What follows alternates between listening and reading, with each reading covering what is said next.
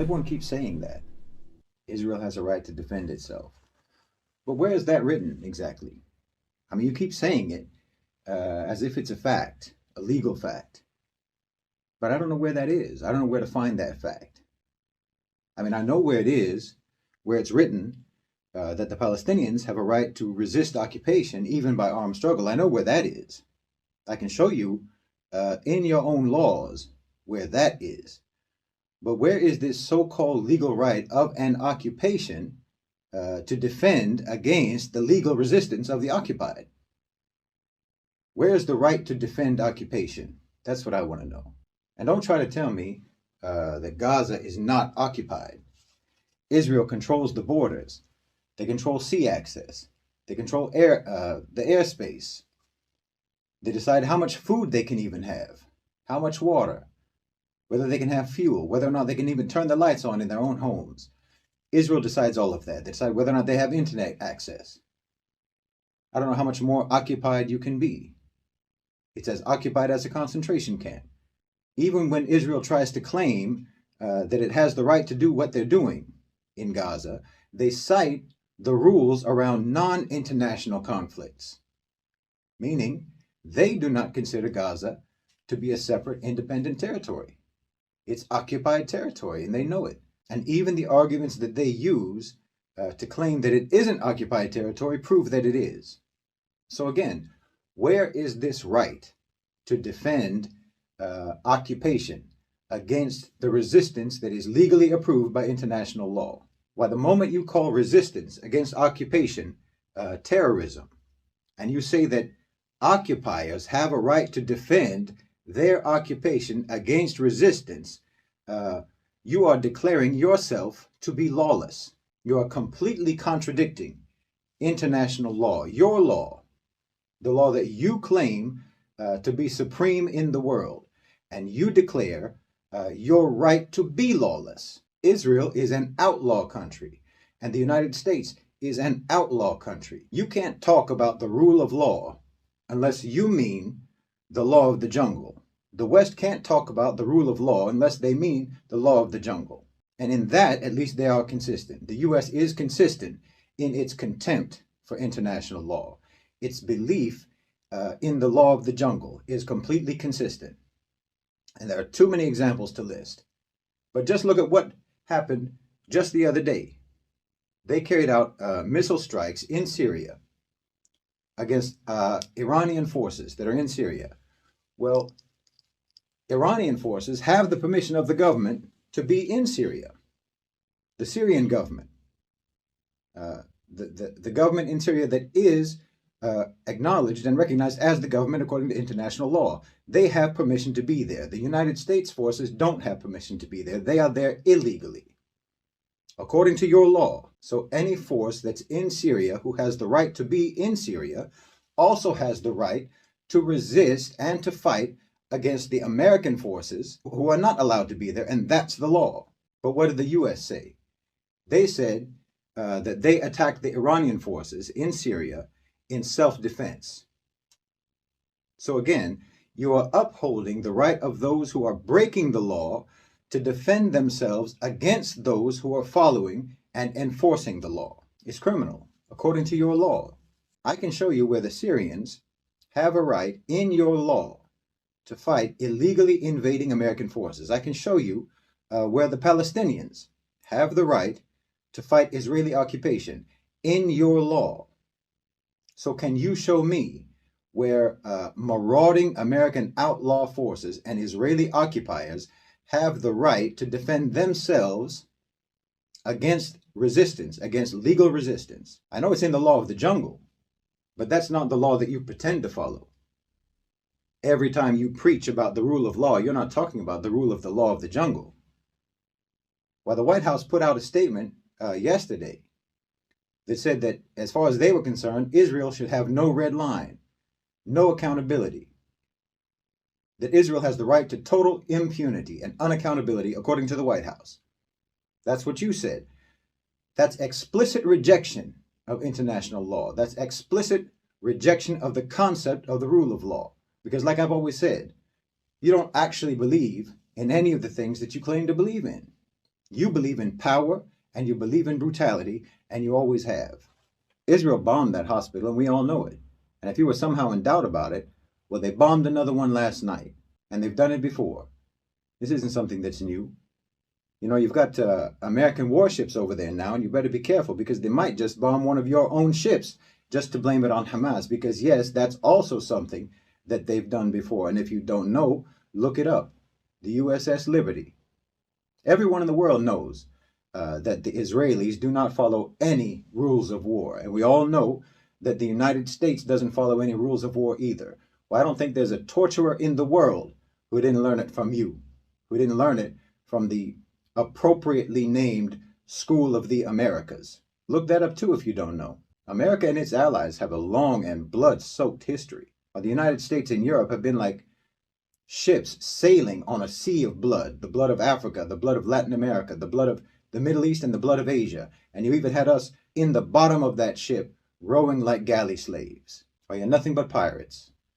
Like I've said, nothing makes that clearer today than your behavior towards Gaza, your stance on Palestine.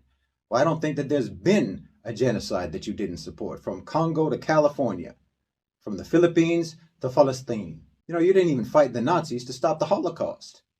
That was just your retroactive rationale. It wasn't the millions of Jews. It was 2,000 Marines at Pearl Harbor that got you into the war. At Pearl Harbor, a military base on yet another territory colonized by the United States.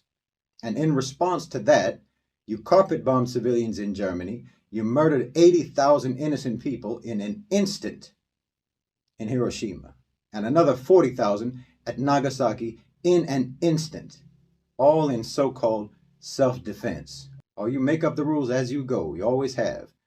And then even then, the rules that you make up on the fly, you still don't even follow those. That's because you are violent. You are violent and you believe in violence. What was that Netanyahu said? We're the people of the light, bombing women and babies, hospitals, churches, dropping white phosphorus on people to burn their skin off, blowing up entire city blocks of innocent civilians. That's the people of the light. You think that your violence is sacred. You think it's holy, sanctified atrocities. The more wanton, the more savage, the more beautiful and inspiring it is to you, because you think that the more violent you are and the more you're able to get away with that violence, the more it means that you're justified, the more it means that you are superior. And the superior always have the right to do whatever they want, don't they? No matter how sadistic it is, no matter how sadistic and how evil it is, if you can get away with it, if you can get away with being sadistic and evil, then you think it's proof of your superiority. And anyone who opposes you or expects you to follow any kind of rules is committing the ultimate crime of questioning your superiority. You're the people of the light, after all. And anyone who expects you to act like a normal, decent, law-abiding human being, they must be people of the darkness. And when you say Israel has the right to defend itself, what you're really saying is they have the right to defend their supremacy, and no one has the right to challenge it. That's what you're really saying. That's what you really mean. If you wonder why Hamas did what they did, why everything that happened since October 7th should tell you why. Because the Zionists, now I won't say the Jews, and I won't even say the Israelis, but the Zionists are fanatic, psychopathic, sadistic, racist, bloodthirsty, unholy monsters. And the Armageddon cult of the right-wing Christian Zionists are just the same. And it's a disgrace upon humanity for them to not be confronted and resisted. It's Western supremacy, colonialist, imperialist supremacy that's being confronted. That's what's being confronted in Gaza. It's Western colonialist, imperialist supremacy that's committing genocide in Gaza right now. Everyone in the world is against you. Everyone in the global south. Gaza is a microcosm of centuries of anti-colonialist struggle. The entire global south, the BRICS nations, all called for a ceasefire. The whole global south is undertaking frantic diplomacy, trying to bring peace and an end to the carnage in Gaza. And who's against that? The West, as always. America tells everyone, don't escalate. Meanwhile, they're sending warships and they're sending special forces to Israel. They say, don't escalate, while they are escalating. I'm telling you, this is a showdown now. It's a showdown. Not between Hamas and the Israelis, not between Palestine and Israel, not between the Arabs and the Jews or the Muslims and the Jews. It's a showdown between savage Western supremacy and the civilized world, because you wanted to pivot to the global South. You wanted to transition the global economy, but you're sick. You're power mad. You can't stand for anyone to be genuinely free from your control. Just like, you so-called abolished slavery in America, but you still wanted to be able to put black toddlers on leashes and send them into swamps to attract alligators for you to hunt. Never mind if those babies got devoured in the process. Yes, you did that. And you're exactly the same right now today. Anyone's freedom anywhere is a threat to your supremacy everywhere. You reserve the right to be brutal and vicious as a God-given entitlement. It's a truth that you hold to be self-evident. Every generation in the West always says that they're different. They always say that they've changed, that they're not like their forefathers. But they do all the same things all over again every time. There's no change. They've never changed. Maybe you're a Westerner now, and you're horrified by the things that your society did in the past. But you're doing the same things now, and it doesn't horrify you. You can see all those old pictures of people having picnics with their families in the American South, having sandwiches under the swinging bodies of black people who they just lynched. Maybe you see those pictures, this generation, you see those pictures, and you're bewildered at how human beings could be so brutal. But right now, tonight, you're sitting in front of the television watching CNN and eating pizza, watching a genocide take place in Gaza. Well, you're no better than the generations before you. You're just the same. And your great-grandchildren are going to look back on your support for Israel just the same way that you look back on pictures of lynchings and those postcards of black babies being eaten by alligators in front of tourists. And they'll disavow you and your whole generation as evil and inhuman, just like you disavow those evil and inhuman generations before you.